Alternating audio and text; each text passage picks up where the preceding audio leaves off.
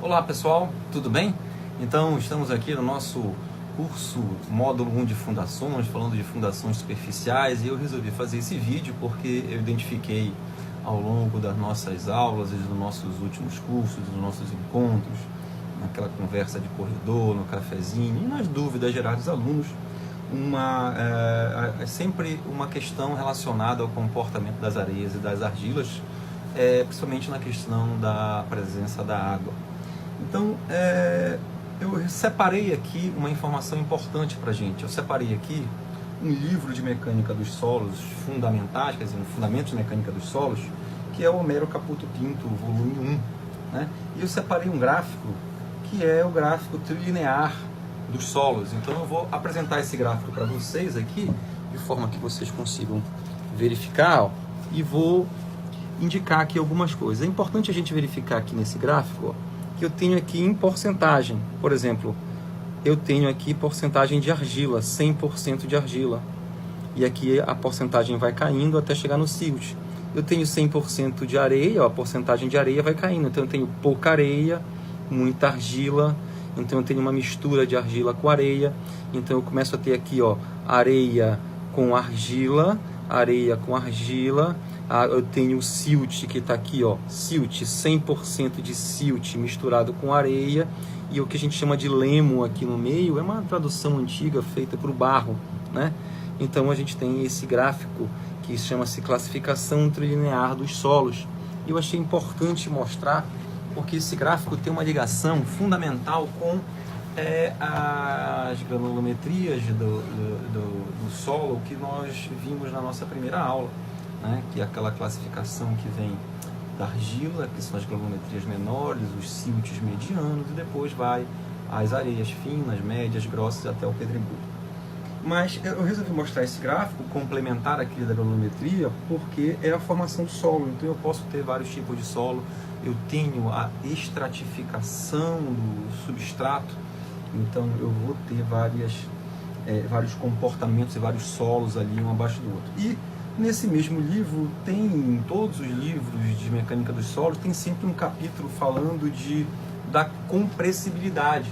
Se você procurar, todo o livro de mecânica dos solos e de fundações fala da compressibilidade e fala do processo de adensamento, então a relação de compressão, como que o solo sofre essa compressão, né?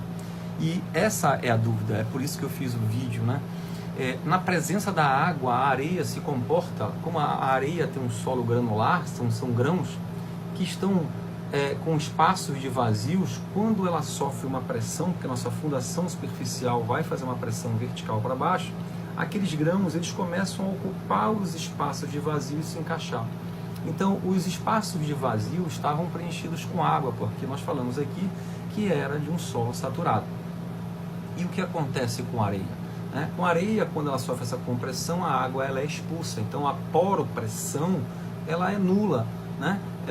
Toda a pressão da água ela é expulsa e a gente desconsidera, né, no peso específico do solo saturado, da areia saturada, a gente desconsidera a água. Então essa era a questão da gente fazer essa explicação.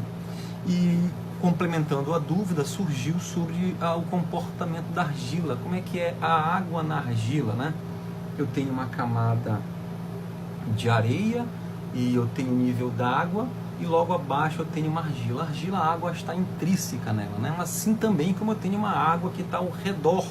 Então eu tenho a água que está coesa com as partículas de argila e tenho a água que está ao redor das argilas, das partículas das argilas. Então eu tenho uma água intrínseca e tenho uma água que está no contorno da argila.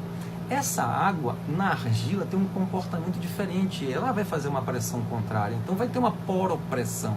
Então essa argila, quando ela for comprimida, né, ela vai ter uma deformação, mas vou ter contrário uma poropressão. Eu vou ter que desconsiderar essa poropressão também, mas não é que nem na água que ela vai ser completamente expulsa, é nula. Eu não considero, na argila eu considero. Eu tenho uma poropressão, então eu tenho uma tensão efetiva que eu vou ter que considerar ali, fazer a conta considerando a poropressão.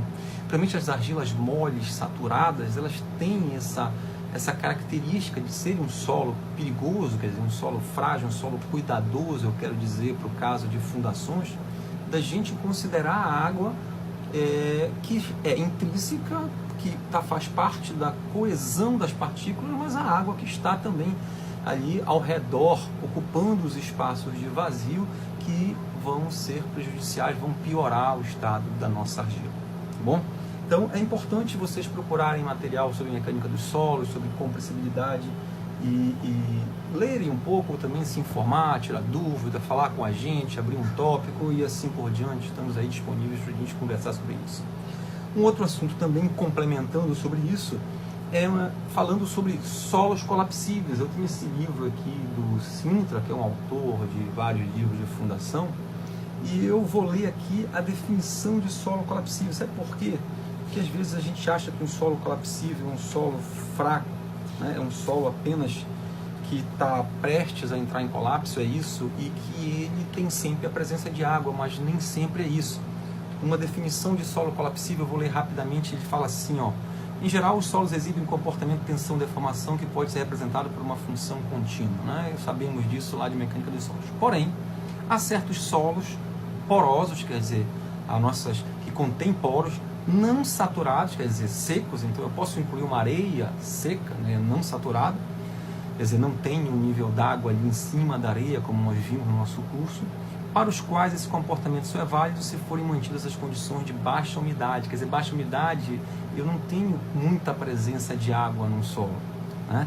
Se o teor de umidade for aumentado até um valor crítico, quer dizer, eu posso aumentar a umidade daquele solo por qualquer motivo, uma água vindo de um vazamento, um nível d'água subindo, uma chuva, qualquer motivo que leve a aumentar um teor até um valor crítico, mesmo sem atingir a completa saturação. Quer dizer, o solo não precisa estar saturado, eu não preciso ter o nível d'água sendo elevado para saturar completamente o solo. Ele só é o teor de umidade chegar até um certo valor crítico. O que acontece? Se o seu teor de umidade for aumentado até um certo valor crítico, mesmo sem atingir sua completa saturação, esses solos submetidos a um determinado estado de tensão sofrem uma brusca e acentuada redução de volume. É o que a gente chama de solo colapsível. Por exemplo, vou mostrar um exemplo para vocês aqui que fica bem claro aqui, ó.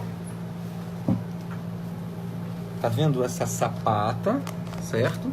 Eu tenho aqui, ó, um solo colapsível, eu tenho nível d'água aqui para baixo e aqui eu tenho um tubo. Então, na realidade, o que eu tenho aqui, ó, eu tenho uma inundação provocada pela ruptura do tubo num tempo qualquer. Então essa inundação jogou água para cá, aumentou o teor de umidade desse solo. Então aumentou o teor de umidade desse solo até um certo valor crítico. Não necessariamente ele atingiu a saturação, porque a saturação estaria no nível d'água. O solo saturado está aqui para baixo, aqui o solo não está saturado. Só aumentou a umidade até um certo valor crítico. Esse solo é considerado um solo colapsível, um solo que é perigoso, e tem algumas regiões do país aí que esse solo se apresenta, que são regiões ali do nosso centro, alguma parte do sudeste, centro. Então são regiões que apresentam esses solos colapsíveis, né? Então temos que ter cuidado com esse tipo de solo também. Então eu fiz esse vídeo para tirar essa dúvida da presença da água na areia e na argila e falar também do solo colapsível, que não é um solo com a presença da água, mas com um teor de umidade, quer dizer, um pouquinho mais de água. Ele pode ser um solo também que nos chame a atenção para termos cuidado. Tudo bem, pessoal? Então vamos discutir isso, vamos perguntar, vamos pesquisar, ler e tirar as dúvidas e conversar sobre isso, e eu espero que eu tenha ajudado com esse vídeo a esclarecer aí as dúvidas que o pessoal teve e está tendo ao longo do curso. Um grande abraço, pessoal, e até o nosso próximo encontro.